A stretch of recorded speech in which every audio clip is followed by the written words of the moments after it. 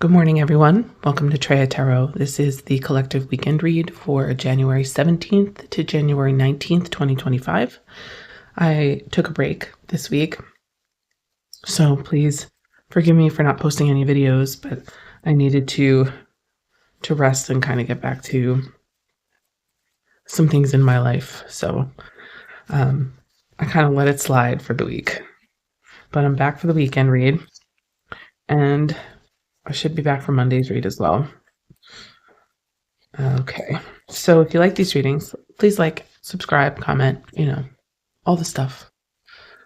I'm using the Luna Visions, the Luna edition of the Ethereal Visions today. Just in case anybody wants to know what deck I'm using. All right, let's see what we have. Oh, bottom of the deck, Queen of Cups, the Lady of Intuition, sensuality, love, beauty, all the Venusian qualities, which is interesting because Venus is in a particular transit with Saturn this week, which I think, is definitely a theme, So the Five of Pentacles is about loss, being out in the cold, not having what you need, things like that. The Ace of Wands is usually representative of new creative ideas, new physical locations, new senses of passion or purpose. It can often be an offer of some kind. All the aces kind of represent an offer or an opportunity of some kind to create something new and totally different. And then the Sun, truth, illumination, the card of yes.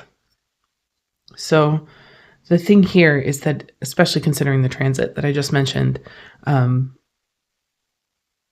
see a bit of a transition that moves either people from one physical place to another or moves people from one state to another.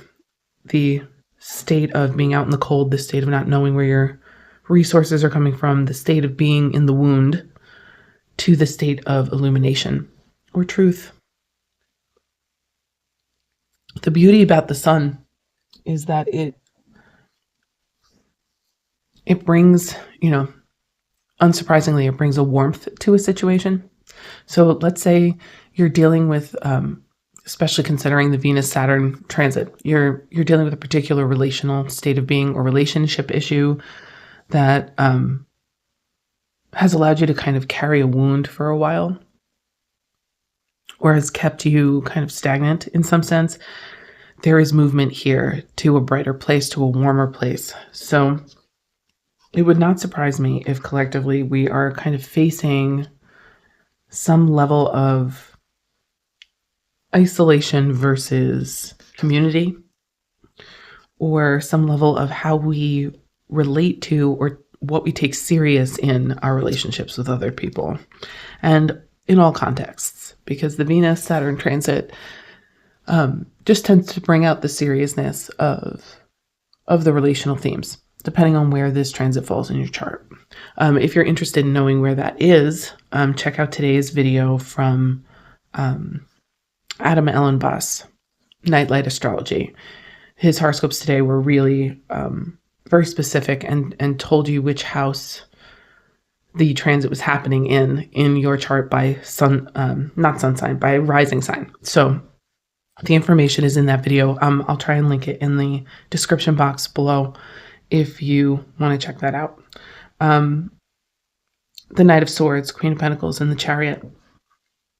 There is definitely a movement happening here. It seems like a swift change, but what it really is a transcendence. So the transcendence of removing oneself up and out of the wounded place. What's interesting about that Five of Pentacles at the beginning is that there's just a general sense of lack there. There's a general sense of I don't have what I need or want there. There's a disappointment factor, all of those things. But as you transition through each card, there's this sort of reawakening, or, okay, instead of feeling this way, I'm going to get up and move.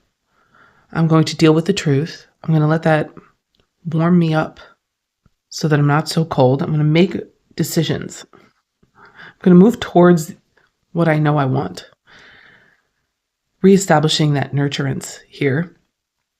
Queen of Pentacles energy is super nurturing, but she's nurturing in a way that's very familial instead of heart space centered, in my opinion. Okay. The Queen of Pentacles is nurturing because stability helps people grow. She's nurturing because she has all that she needs to be able to provide that foundation for other people, and at the same time for herself. She has the resources. So it's very much a card about giving, but at the same time, it's a card about giving in fairness or giving in balance. And that's what I get every time she comes up.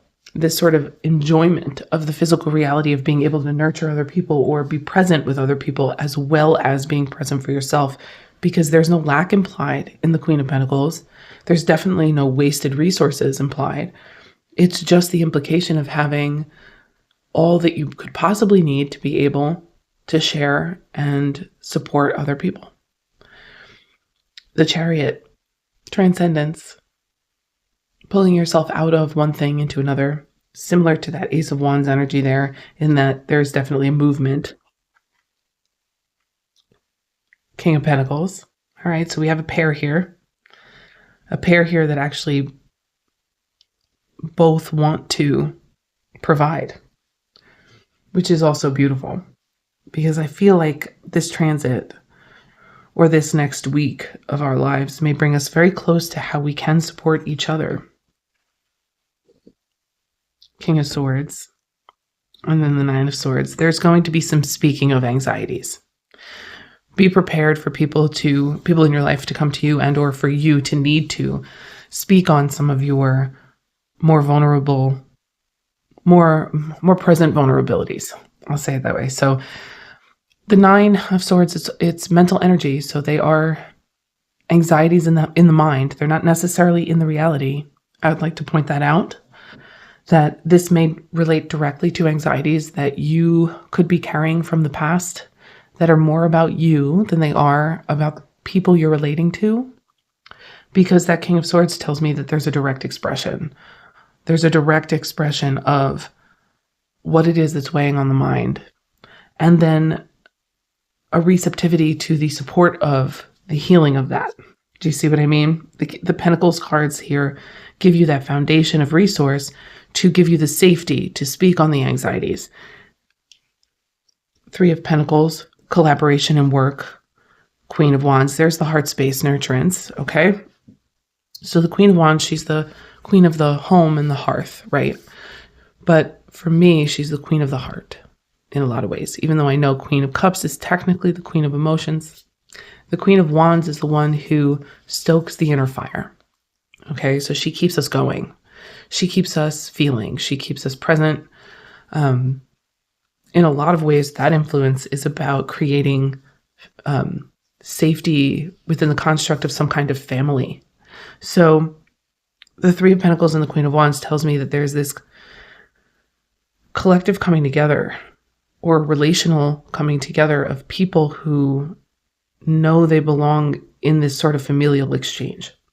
So it may be that this collaboration happens because of a stress point.